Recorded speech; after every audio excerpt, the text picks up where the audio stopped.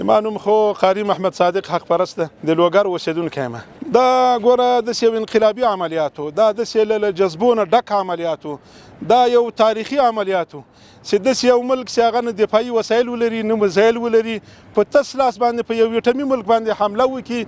اول د هغوی نه پوستې ونیسي، هلته د هغوی نه قرارګاوې ونیسي، هلته د هغوی نه ژوندي پوجان راولي، هلته د هغوی پوستو ته اور واچوي، هلته داسې یو حالات اختیار کړي چې تقریبا یو ایټمي ملک په منډه باندې ورسره.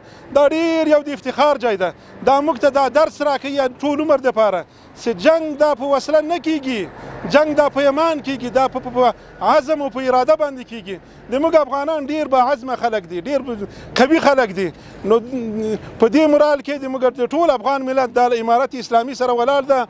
هره مور د همدغه شی بچیان وزېږوي لکه امارت اسلامي چې څه رقم د اردو تربیه کړې ده.